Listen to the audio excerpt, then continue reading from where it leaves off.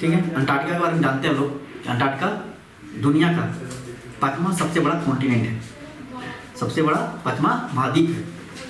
और इसके बारे में हम लोग जानेंगे कि ये जो है सबसे ठंडा है, कोल्डेस्ट, ड्राइएस्ट, विंडिएस्ट, मतलब सबसे ठंडा, सबसे सूखा, पवन चलने वाला कॉन्टिनेंट है। यहाँ पर हमेशा पवन चलती रहती है और ये पूरा कॉन्टिनेंट स्नो से भरा होने के चलते ये कॉन्टिनेंट व्हाइट कॉन्टिनेंट के नाम से भी जाना जाता है, श्वेत महाद्वीप से भी नाम से जाना जाता है। और ये क्या होता है कि ये बर्फ से जमा हुआ होने के चलते इसका दूसरा नाम फ्रोजन कॉन्टिनेंट के नाम से भी जाना जाता है। तो इस कॉन्टिनेंट के बारे में कुछ ना कुछ अवधारणा बनी हुई थी, ठीक है। सबसे पहले क्या हुआ कि जब हम समय के साथ साथ जब क्या हुआ कि लोग लगा, सबसे पहले जो टोलमी साहब थे उन्होंने ये बात दिमाग में डाला सबके अंदर में कि जो अफ्रीका है वो भी उत्तरी अफ्रीका और एशिया और यूरोप, ये तीनों का कोई ना कोई, ये तीनों कॉन्टिनेंट को कोई ना कोई बैलेंस करने के लिए दक्षिणी ध्रुव के आसपास कोई ना कोई एक बहुत बड़ा चंक सा, ठीक है, जमीन का टुकड़ा जरूर होगा। तब यहीं से कंसेप्ट लोगों के दिमाग में बैठ गया कि कोई ना कोई एक वहाँ पर एक लैंड का टुकड़ा होगा। तो जब कार्टोग्राफर आए उसके बाद, तो जितने भी कार्टोग्राफर आए, जितने भी मैप बनाते थे, तो वो अंटार्कटिका महाद्वीप को वहाँ पर बनाते थे काल्पनिक, ठीक है, वो किसी ने कोई ने देखा नहीं था। तो इसी तरह से ये प्रचलित होता चला गया, कई सालों तक चला। और ये कई सालों तक चलना भी बहुत बड़ी बात, ये चलता रहा, इसको कोई मतलब कोई रोका भी नहीं। ये तो रुका कब, जब 1773 में जब जेम्स कुक जब आए, तब उन्होंने बताया कि हाँ कि मतलब 1773 में, लेकिन जेम्स कुक जब आए थे अंटार्कटिका के पास जरूर आए, लेकिन अंटार्कटिका के पास पहुंचे नहीं थे। तब से लोगों को लगा कि दिमाग में कि वहां पर एक बहुत बड़ा जमीन का टुकड़ा है, तो लोग को दिमाग में लोग समझ में आया कि वहां पर सही में है, नहीं तो काल्पनिक तौर पे लोग बनाते थे। तो सबसे बड़ा जो श्रेय जो जाता है कि भाई अंटार्कटिका में पहुंचने के लिए सबसे पहले अंटार्कटिका को किसने खोजा, तो श्रेय जो जाएगा वो कोई और नहीं, दो रूसी खोजकर्ता के नाम पे जाएगा, फेबियस और लॉजरेव, ठीक है। फेबियस जीवी, अगर इसका पूरा नाम बताएं तो फेबियस जीवी बेलिंगशॉसेन नाम है इसका, और लाजारेव का नाम पेट्रोविच लाजारेव। तो ये दोनों जो खोजकर्ता थे उन्होंने इसको डिस्कवर किया। फिर क्या हुआ कि जब ये डिस्कवर हो गया तो यहाँ पर क्या हुआ कि यहाँ पर जो लोग आने लगे, तो इस कॉन्टिनेंट को लोग दिमाग में आया कि हम इसको, इस कॉन्टिनेंट को, इस महाद्वीप को इस तरह से इस्तेमाल करेंगे कि देश पूरी दुनिया के फायदे के लिए पहुंचा है, इस्तेमाल हो, ये पीसफुल पर्पस के लिए इस्तेमाल हो, शांतिपूर्वक के लिए इस्तेमाल हो। यही कारण है कि 1959 के आसपास लोग आए, 12 कंट्रीज आए और एक ट्रीटी किया कि यहाँ पर कुछ भी हो, हम यहाँ पर कोई भी न्यूक्लियर एक्सपोजर नहीं करेंगे, यहाँ पर कोई मिलिट्री एक्सरसाइज नहीं करेंगे, यहाँ पर माइनिंग नहीं करेंगे। तो भाई क्या करेंगे, यहाँ पर हम करेंगे रिसर्च जो पूरे ह्यूमन काइंड को बेनिफिट पहुंचा सके, पूरी इंसानियत को बेनिफिट पहुंचाया जा सके। तो इस तरह का लोग में आने लगा, जब चेतना आई तो इस कॉन्टिनेंट को हम लोग उसी तरह से बचा लिए। नहीं तो क्या होता कि यहाँ पर भी लोग माइनिंग करते, मिलिट्री एक्सरसाइजेस कराते, न्यूक्लियर एक्सपोजर के लिए इस्तेमाल किया करते, न्यूक्लियर वेस्ट जो है उसको यहाँ पर डिस्पोजल के लिए इस्तेमाल करते। तो ये सबसे बचा लिया गया है। फिर समय के साथ साथ बहुत सारे लोग आए और यहाँ पर रिसर्च करना शुरू किए। तो सबसे पहले ये बात दिमाग में भी आता है कि सबसे पहले जो यहाँ पर पहुँचने वाला कौन था अंटार्कटिका में, तो एमंडसन साहब थे। और अगर कहा जाए कि दक्षिणी ध्रुव पे पहुंचने वाला कौन था, तो भी एमंडसन थे, एमंडसन साहब, जिनको हम लोग एमर्सन लिखते हैं इंग्लिश में। देखिए यहाँ पर एमंडसन, MELDSON, इसी को एमंडसन लिखते हैं।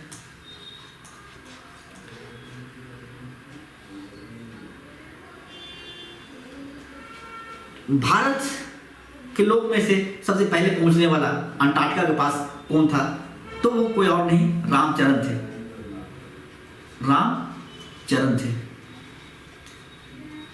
रामचरण। और इस साउथ पोल पर पहुंचने वाला, दक्षिणी ध्रुव पर पहुंचने वाला भारत को नाम था, उस आदमी का नाम था गिरिराज सिरोही। गिरिराज सिरोही।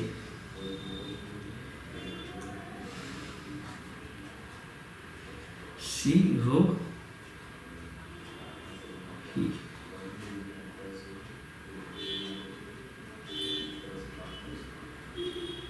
गिरिराज सिरोही।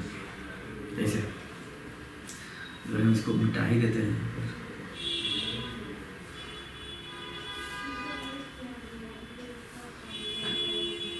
गिरिराज सिरोही था। तो इरेज, यहाँ पे इरेज कर देते हैं, क्या कि हाथ 2 बार आ गया है, ठीक है। अब क्या है कि यहाँ से हटाते हैं इसको, फिर हम लोग पेन पे जाएंगे। अरे भाई कहाँ चले गए?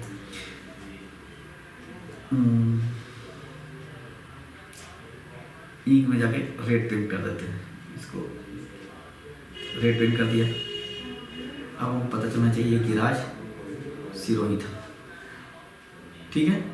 तो गिरिराज सिरोही सबसे पहले भारतीय पहुंचने वाले। जब यहाँ पर लोग रिसर्च सेंटर खोले तो इंडियंस भी आए और यहाँ पर रिसर्च सेंटर खोला। इंडियंस रिसर्च सेंटर खोल रहे थे। सबसे पहले जो इंडियन का रिसर्च सेंटर जो था वो सबसे पहला दक्षिण गंगोत्री था। दक्षिण गंगोत्री कब खुला था?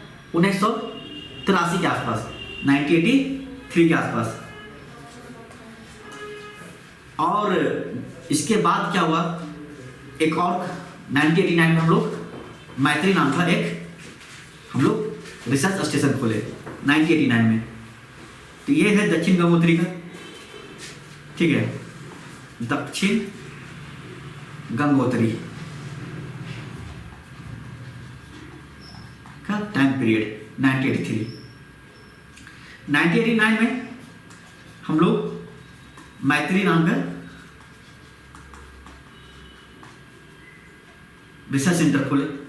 फिर क्या हुआ कि 2011 में हम लोग एक रिसर्च सेंटर खोले जिसका नाम भारतीय, ठीक है। तो ये दो जो है, ये देख रहे हैं आप, ये दोनों अभी भी वर्केबल है, मतलब अभी भी काम कर रहा है ये, ठीक है। ये दक्षिण गंगोत्री खत्म हो चुका है, ये दो जो है मैत्री और भारतीय अभी भी काम कर रहा है। लेकिन अभी जो सबसे अच्छा जो वर्क जो कर रहा है वो भारतीय है। ये हुआ। फिर क्या हुआ कि ये कॉन्टिनेंट के बारे में कहा जाता है कि कॉन्टिनेंट जो है 2200 मीटर समुद्र तल से ऊंचा है, ठीक है। तो ये मतलब सबसे हाईएस्ट, ठीक है, ये सबसे हाईएस्ट महाद्वीप के नाम से भी जाना जाता है। तो इस तरह से यहाँ पर हम लोग जानेंगे कि मतलब क्या मतलब है कि जो कॉन्टिनेंट है इस तरह से बहुत यूनिक है इन देयर कैरेक्टर्स। ये बहुत एक तरह का अलग तरीका का एक कॉन्टिनेंट है जिसको हम लोग आज उसके बारे में पढ़ रहे हैं।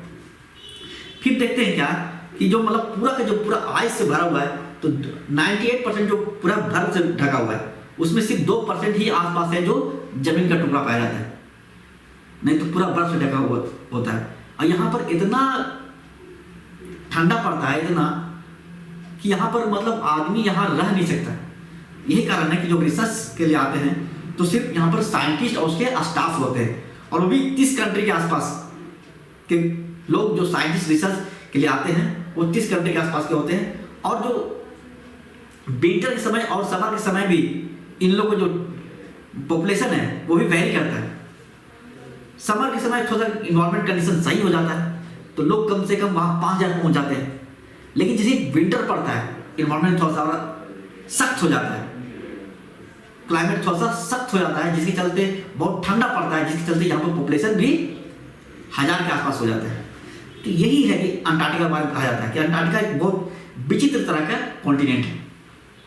यहाँ पर जो मतलब जितने भी जीव जंतु पाए जाते हैं, ठीक है, शीतानुकूलित जीव जंतु यहाँ पर पाए जाते हैं। तो इस तरह का यहाँ मतलब इन्वायरमेंट है तो उसके अकॉर्डिंग उसके जीव जंतु भी पाए जाते हैं। तो ये सब चीज़ जानना बहुत जरूरी है। यहाँ पर हम देखते हैं कभी CSE में पूछता है, सिविल सर्विस एग्जामिनेशन में पूछता है कि जो कौन सा माउंटेन है जो अंटार्कटिका को 2 पार्ट में बांटता है। ऑप्शन देता है क्यूस बॉन्ड माउंटेन, इस तरह का। लेकिन आप लोग जानिए कि जो माउंटेन पर्वतमाला जो है वो जो अंटार्कटिका का जो भाग बांटता है वो ट्रांस अंटार्कटिक पर्वतमाला है, जिसे जो यहां से स्टार्ट होता है, ठीक है, ये ट्रांस अंटार्कटिक माउंटेन है। तो यहीं पर क्या है, इसको हम अभी, तो ये जो क्यूस बॉन्ड माउंटेन के बारे में कहा जाता है कि ये क्यूस बॉन्ड माउंटेन है जो ट्रांस अंटार्कटिक माउंटेन का ही पार्ट है। तो ये हमको जानना जरूरी है, ट्रांस अंटार्कटिक माउंटेन का ही पार्ट है। तो ये क्या है कि यहाँ पर ट्रांस अंटार्कटिक माउंटेन जो है यहाँ पर है। तो ये जो माउंटेन है, ये जो मतलब कहते हैं, ये सब जो क्यूस बॉन्ड माउंटेन है, यहाँ पर क्यूस बॉन्ड माउंटेन है, तो ये इसी का पार्ट है, ट्रांस अंटार्कटिक माउंटेन का ही पार्ट है। तो हमको ये जानना जरूरी है कि ऐसा नहीं कि कभी क्वेश्चन में आ जाए ट्रांस अंटार्कटिक माउंटेन रेंज है वो बांटता है या क्यूस बॉन्ड माउंटेन बांटता है। तो हम लोग जानेंगे कि क्यूस बॉन्ड माउंटेन भी बांटता है और ट्रांस अंटार्कटिक माउंटेन पर्वतमाला भी बांटता है। तो ये भी जानना जरूरी है। फिर हम लोग जानते हैं कि यहाँ पर जो सबसे ऊंची पर्वत चोटी जो है माउंट विंसप है, और इसका दूसरा नाम भी है, ठीक है, विंसप मैसिव। ये जो है इसका जो मतलब लंबाई है, जिसका जो हाइट है 4892 मीटर समुद्र तल से ऊंचा है। और ये जो मतलब अगर कहा जाए कि दक्षिणी ध्रुव से कितना दूर पे है, तो दक्षिणी ध्रुव से 1200 किलोमीटर की दूरी पर है। तो ये सब हमको जानना बहुत जरूरी है। और हम लोग ये जानेंगे कि किस तरह का ये इन्वायरमेंट है, इसमें पाया जाता है, किस तरह का इन्वायरमेंट है, कितना माउंटेन रेंजेस है, कितना यहाँ पर किस तरह क्लाइमेट है, यहाँ पर कौन कौन जीव जंतु पाए जाते हैं। तो ये चीज़ हमको जानना जरूरी है। तो यही सब चीज़ पढ़ने के लिए, और फिर हम बताएंगे कि ये मतलब जो ट्रांस अंटार्कटिका जो माउंटेन, ये जो अंटार्कटिका है, ठीक है, अंटार्कटिका का जो मतलब पूरा क्षेत्रफल है ये भी वैरी करता रहता है, ये भी चेंज होता रहता है। ठंडा में कुछ इसका मतलब चेंजेस कुछ अलग है, और जैसे ही गर्म होता है, गर्मी आती है तो इसका चेंजेस कुछ अलग हो जाता है। यही कारण है कि इसको गतिशील महाद्वीप के नाम से जाना जाता है, क्योंकि अपना इसका शेप चेंज होते रहता है विंटर और समर आने से। जैसे विंटर आया तो पूरा बर्फ ढक गया, जैसे समर आया बर्फ पिघल गया, जिसके कारण इसका नाम गतिशील महाद्वीप के नाम से भी जाना जाता है। तो ये सब चीज जानना जरूरी है। फिर हम लोग ये भी जानते हैं कि जो मतलब पूरा एरिया जो है पूरा एरिया जो है 1,40,00,000 किलोमीटर आसपास पूरा एरिया इसका घेरा हुआ है। अगर हम उसको कहें कि 14 मिलियन किलोमीटर आसपास पूरा, अगर हम मिलियन के भाग में बोलेंगे तो 14 मिलियन किलोमीटर आसपास के आसपास इसका एरिया होता है। तो ये सब जानना बहुत जरूरी है। फिर हम लोग जानते हैं कि जो ये जो अगर सही में अगर बर्फ की सिल्ली जितनी इसमें बर्फ जो है, अगर बर्फ को हटा दिया जाए तो ये जो कॉन्टिनेंट है, ये दुनिया का जो अभी 5वां नाम से जाना जाता है, दुनिया का 7वां सबसे छोटा कॉन्टिनेंट के नाम से जाना जाएगा, सबसे छोटा महाद्वीप के नाम से। सिर्फ बर्फ के ढके होने के चलते ये इसका एरिया थोड़ा सा बड़ा हो जाता है, जिसके कारण ये 5वां सबसे बड़ा कॉन्टिनेंट है। अगर बर्फ हटा दिया जाए तो ये दुनिया के सबसे छोटा कॉन्टिनेंट के नाम से जाना जाएगा। तो ये सब चीज बहुत जरूरी है, ठीक है। अब इसको हम धीरे धीरे पढ़ेंगे टॉपिक बाय। फिर क्या हुआ था कि जब ये सब हो चुका है तो हम लोग देखेंगे कि कहाँ पर इसका मतलब क्या क्या है। रोस, जब यहाँ पर इसका नाम क्यों पड़ा, रोस आइलैंड, रोस पर्वतमाला, रोस सागर, तो ये सब हमको जानना बहुत जरूरी है। ये सब भी बताएंगे आगे चल के। अब देखिए, हम लोग जान चुके हैं, ठीक है। अब इसका हम लोग जानेंगे कि क्यों अंटार्कटिका को हम लोग अपोजिट टू आर्कटिक बोलते हैं। फिर इसका अंटार्कटिका का नाम रखने वाला कौन था? अंटार्कटिका का जो नाम रखने वाला था उसका नाम जो था जॉन जॉर्ज बार्थोलोम्यू।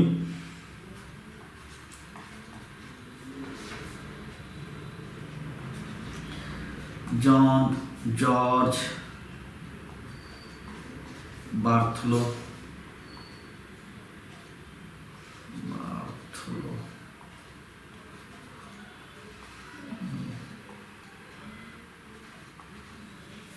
यहाँ पर थोड़ा सा हटाना पड़ेगा, न्यू जाते हो गया है, यहाँ पर ये नहीं लगेगा, इसको हटाना पड़ेगा। तो हम यहाँ पर जाएंगे रब्बा के पास, इरेज, यहाँ पर ये नहीं होगा,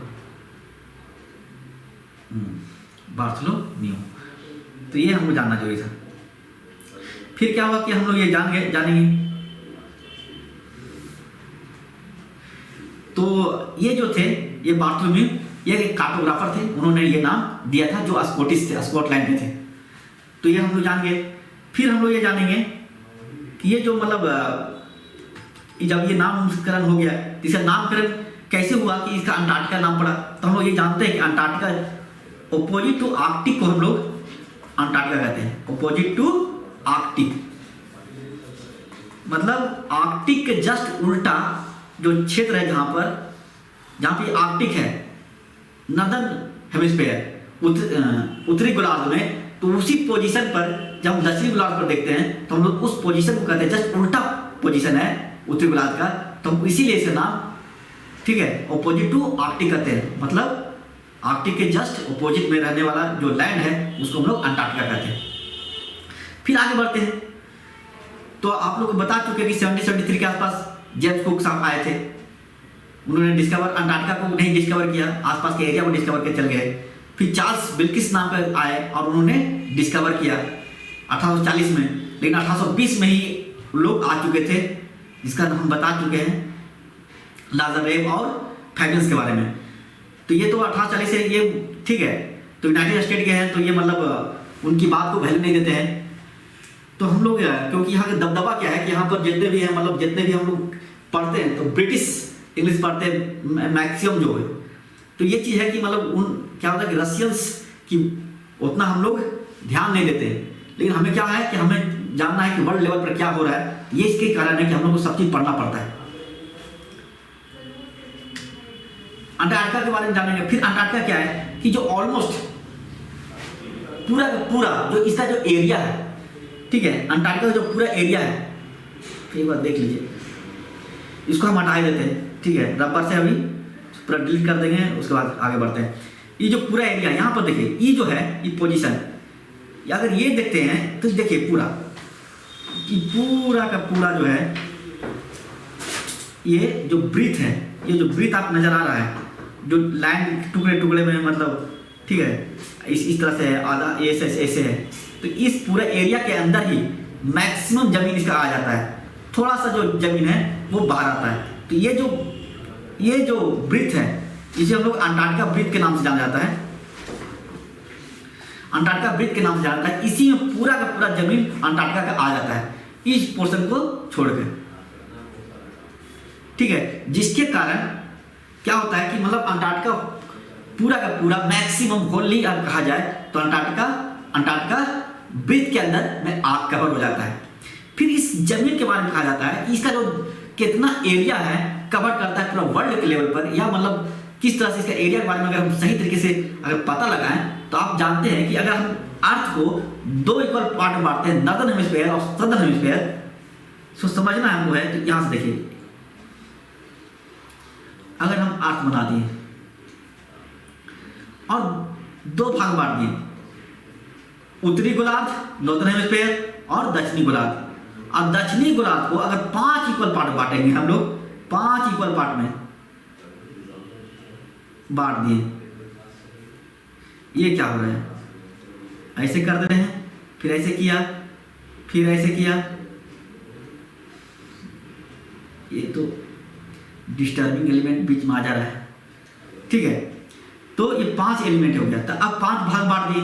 अब क्या हो कि अगर हम 1 इक्वल पार्ट दक्षिणी गोलार्ध का अगर लेते हैं,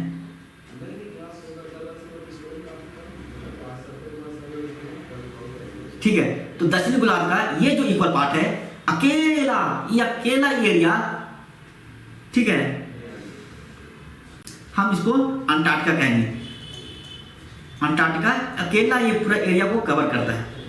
कहने मतलब कि अगर साउथ दक्षिणी गोलार्ध को अगर 5 इक्वल भाग बांट देंगे तो अकेला जो पार्ट है, एक अकेला पार्ट, वो सिर्फ और सिर्फ 5 में से एक अकेला अंटार्कटिका एरिया कवर करेगा। इतना बड़ा है, मतलब 20% ऑफ सदर्न हेमिस्फीयर, दक्षिणी गोलार्ध का 20% अकेला अंटार्कटिका कवर करता है। तो ये सब चीज जानना बहुत जरूरी है।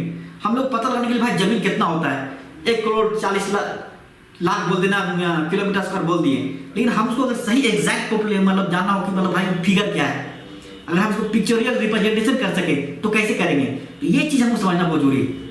अगर इसको समझ लेते हैं हम लोग तो हम लोग को आधा से ज्यादा प्रॉब्लम सोल्व हो जाएगा। और हम लोग को क्वेश्चन सोल्व करने में खास करके जो सिविल सर्विस एग्जामिनेशन है, आपको सबकी सोचने समझने की ताकत बढ़ जाती है।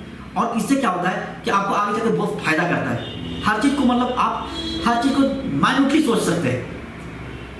तो ये सब चीज है। अब यहाँ पे देखिए, आप इधर देखिए, यहाँ पर देखिए, ये जो ब्रिज से निकल गया है, तो ये जो है एक तरह का पेनिनसुला है, पूरा इधर पूरा पानी से घिरा हुआ है। और ये जो जमीन है मैक्सिमम यहाँ पर जो है पूरा कोस्टल एरिया है, और यहाँ पर क्या है, यहाँ पर ही जमीन पाया जाता है। ठीक है, तो ये सब हमको जानना जरूरी है।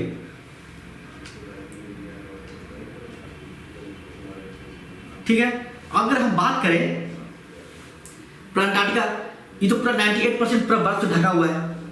फिर अगर इसकी मोटाई देखते हैं, ठीक है, अगर हम मोटाई से देखेंगे बर्फ की सिल्ली का, तो कम से कम 2 किलोमीटर आसपास, मतलब 1.9 किलोमीटर के अप्रोक्सीमेटली इसका मतलब मोटाई है।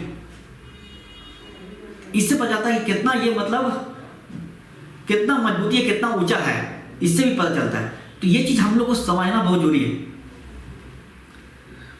आज को हम लोग कोल्डेस्ट ड्राइएस्ट विंडिएस्ट कंटिनेंट हम बता चुके हैं। व्हाइट कंटिनेंट क्यों कह देते हैं, फ्रोजन कंटिनेंट क्यों कह रहे हैं, ठीक है, पूरा बर्फ से ढका हुआ, पूरा बर्फ से जमा हुआ है, ठंडा है, ड्राइएस्ट है, शुष्क है, विंड हमेशा पर, ठीक है, हवा चल रही है, पवन चलते रहती है इस कॉन्टिनेंट में। तो ये कारण है कि इसको हम लोग कोल्डेस्ट ड्राइएस्ट विंडिएस्ट और व्हाइट कंटिनेंट इसलिए कहते हैं कि पूरा बर्फ से ढका हुआ है। तो बर्फ क्या होता है, व्हाइट कलर का होता है, इसलिए श्वेत महाद्वीप भी कहते हैं।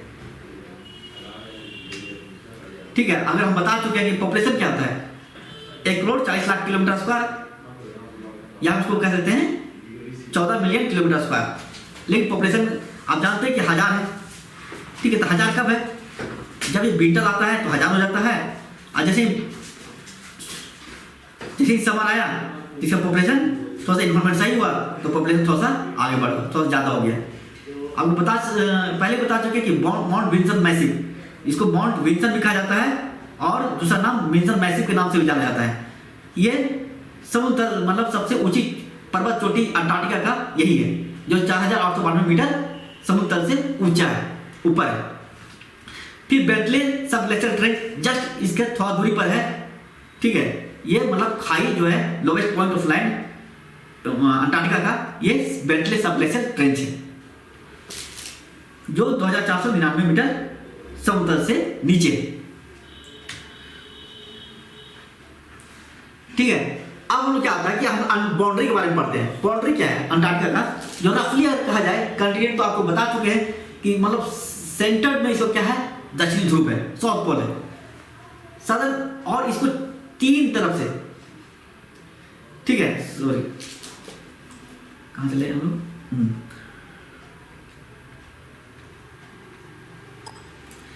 ये क्या है, ये पूरा का पूरा ओशियन से ढका हुआ है। देखिए यहां पर एक तरफ इंडियन ओशियन है, ठीक है, दूसरा सदर्न ओशियन है,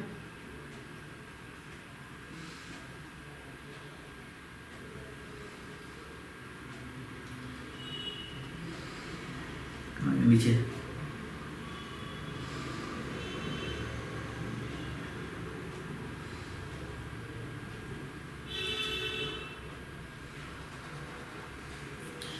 तीसरा यहां पर अटलांटिक ओशियन है, जो यहां पे नहीं दिया है। ठीक है, अटलांटिक ओशियन। अगर इसको मैप देखेंगे तो यहां पर एक, ठीक है, यहां पर दक्षिणी अमेरिका है, और यहीं पर पैसेज है, ड्रैक्स पैसेज, जिसको हम आज फिगर में दिखाते हैं कि वहाँ पर ड्रेक्स पैसेज है जो नॉर्दर्न अमेरिका साउथ अमेरिका दक्षिणी अमेरिकी और इसको दोनों को ड्रेक्स पैसेज बांटता है, अलग करता है। वो भी उसका मैप भी हम आपको दिखाएंगे इस, ठीक है, इसी मतलब पढ़ाते वक्त दिखाई देते हैं अभी तुरंत ही।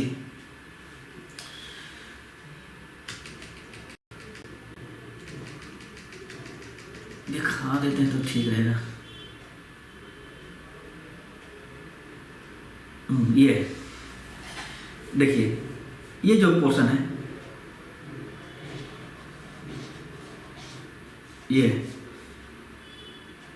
ये है साउथ अमेरिका और ये है अंटार्कटिका, और दोनों के बीच का जो है ड्रेक्स पैसेज दोनों को अलग करता है। कभी कभी क्वेश्चन पूछ सकता है।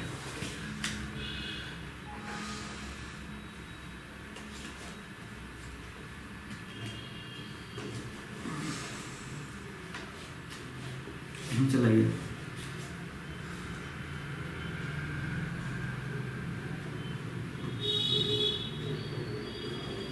ठीक है। तो ये चीज हम लोग को जानना है। और आगे हम लोग बढ़ते हैं। कहाँ चला गया भाई?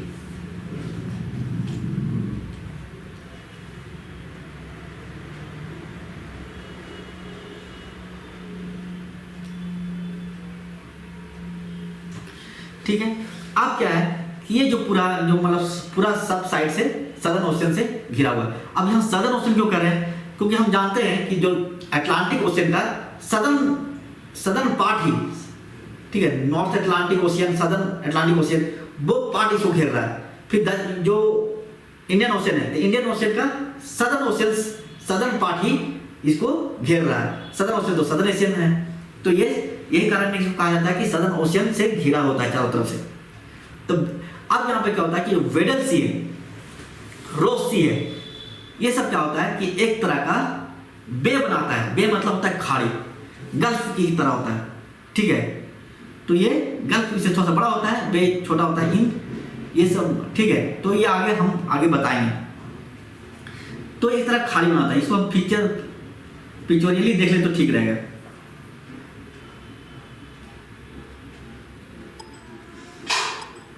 देखिए ये जो है, यहाँ क्या हुआ है, F5,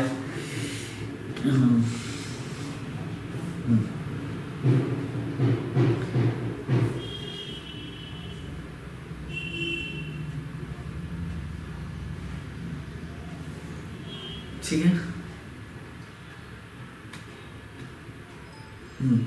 ये देखिए, ये जो पूरा है ये बेडल सी का है। ये देखिए, ये बेडल सी है, बेडल सी है जो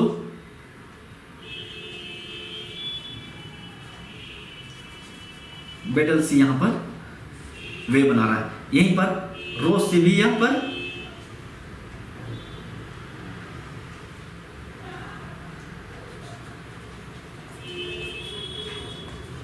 यहां पर खाई बना रहा है, खाई नहीं सॉरी, यहां पर गल्फ बना रहा है, खाड़ी बना रहा है। ये चीज जानना बहुत जरूरी है। तो हम इसके बारे में पढ़ेंगे, फिर इसका नाम हम पता लगाएंगे, इसका नाम रोस क्यों है, ठीक, रोस आइलैंड सेल्फ क्यों यहाँ पर नाम पड़ा, ठीक है। हम ये भी बताएंगे कि एल्बस और ये सब क्या मतलब इसको नाम क्यों पड़ा। यहाँ पर एल्बस माउंटेन है जो वोल्केनिक माउंटेन है, तो ये सब भी हम बताएंगे, लेकिन आगे के चलकर, अभी नहीं। और नाम भी बताएंगे कि ऐसा क्यों नाम रखा गया, यहाँ पर रोज क्यों है। तो अब यहाँ पर क्या है कि आई सेल्फ जानेंगे। आई सेल्फ क्या होता है, आई सेल्फ के बारे में जानना जरूरी है। आई सेल्फ होता क्या है कि जो पानी के ऊपर जो बर्फ का जो सिल्ली जो, ठीक है, बर्फ को जो सिल्ली है उस जो चलता होता है, ठीक है, तो उसको नाम हम लोग जो क्या नाम रखते हैं, आई सेल्फ बोलते हैं। तो आई सेल्फ यहाँ पर तीन तरह के पाए जाते हैं। यहाँ पर भी आइस शेल्फ है, जो पानी के बर्फ का सिल्ली है। यहाँ पर एमरी आइस शेल्फ पाया जाता है।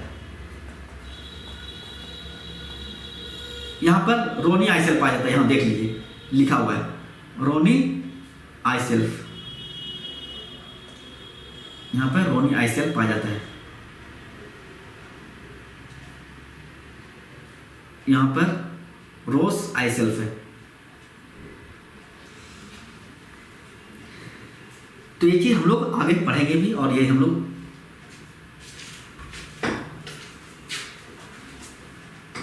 अब क्या होता है कि हम कंटिनेंट की जान लिए कि मतलब क्यों मतलब यहाँ पर लोग पॉपुलेशन कम रहता है, क्योंकि जानते हैं कि यहाँ पर इन्वायरमेंट इस तरह का नहीं है कि यहाँ पर लोग आसानी से जीवन यापन कर सके। और हम बता चुके हैं कि 30 कंट्री के साइंटिस्ट और उसका स्टाफ यहाँ पर रहते हैं, ठीक है। तो ये चीज़ हम लोग को जानना है। फिर ये भी जानना है कि इस कॉन्टिनेंट पे बहुत सारा कंट्री जो है क्लेम किए, लेकिन ये तो मतलब किसी तरह से क्लेम किए हैं कि मतलब ये पार्ट मेरा है, ये पार्ट मेरा है। तो इसके बारे में भी हम लोग जानेंगे थोड़ा सा। Antarctica would have been smallest continent. अगर हम इसको कह दिए कि अगर आइस शीट जो अगर हटा दिया जाए तो आपको बता चुके कि मतलब ये दुनिया का सबसे छोटा कॉन्टिनेंट हो जाता है। यहाँ पे जो फिजिकली, अब इसको थोड़ा सा देखेंगे कि जो फिजियोथेरेपी है बाबू, ये फिजियोथेरेपी नहीं हो सकता है, इसे कहते हैं फिजियोलॉजिकल।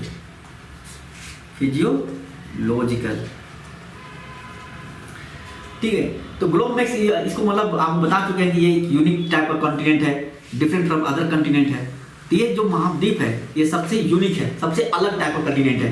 तो इसका बहुत सारे मेन फीचर्स है जो हम लोग आगे अभी तुरंत डिस्क्राइब करेंगे।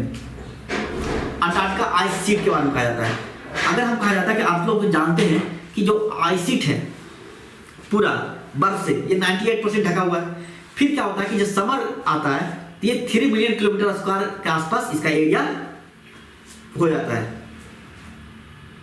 और जैसे ही ये मतलब विंटर आता है तो 19 मिलियन किलोमीटर स्क्वायर के आसपास इसका एरिया बढ़ जाता है। ये क्यों होता है? क्योंकि आइस के आसपास बढ़ जाने के चलते यहाँ पर ये एरिया बढ़ जाता है। और ये कहा जाता है कि कम से कम 10 से 100 मीटर के आसपास, यह 10 से मतलब 1 मीटर या 100 मीटर के आसपास, 10 से 1000 मीटर आप ले सकते हैं एग्जाम्पल तौर पे कि 10 से 1000 मीटर के एबव मतलब क्या होता है कि हर साल खिसकता रहता है, धीरे धीरे धीरे बर्फ की जो सिल्ली है वो खिसकता रहता है। और वो अंदर से अंटार्कटिका के अंदर से आइस शेल्फ जो है वहां पर जो खाई है वहां पर जाकर वो बढ़ता चला जाता है। तो ये चीज हमको जानना जरूरी है। अब हम लोग आगे बढ़ते हैं। आपको बता चुके हैं कि यहाँ पर माउंटेन रेंजेस जो है ये पूरा का पूरा जो है यहाँ पर बहुत सारे मतलब पूरा मैक्सिमम जो आइस शीट से भरा हुआ है। यहाँ पर 3 तरह के माउंटेन रेंज पाया जाता है। ट्रांस एंटार्क्टिक माउंटेन रेंज है, सेंटिनल माउंटेन रेंज है, एंटार्क्टिक माउंटेन है, एंटार्क्टिक माउंटेन है। ट्रांस एंटार्क्टिक माउंटेन बारे में बता चुके हैं कि ये माउंटेन जो है ये दो भाग में बांटता है अंटार्कटिका को, लेसर अंटार्कटिका और ग्रेटर अंटार्कटिका। लेसर अंटार्कटिका क्यों कि ये मतलब जो इस एरिया 2 भाग में बांटता है वो एक छोटा सा अंटार्कटिका होता है जो कि हम अभी देख लेते हैं उसको पिक्चर में।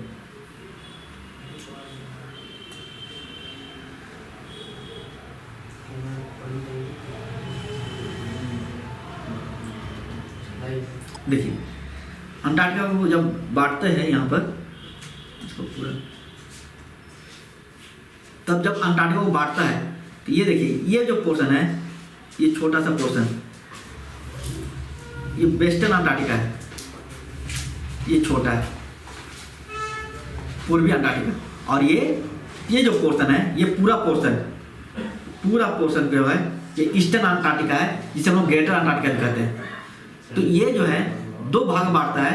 तो यही है कि छोटा अंटार्कटिका, बड़ा Antarctica, lesser Antarctica, greater Antarctica, ठीक है, पश्चिमी अंटार्कटिका, पूर्वी अंटार्कटिका।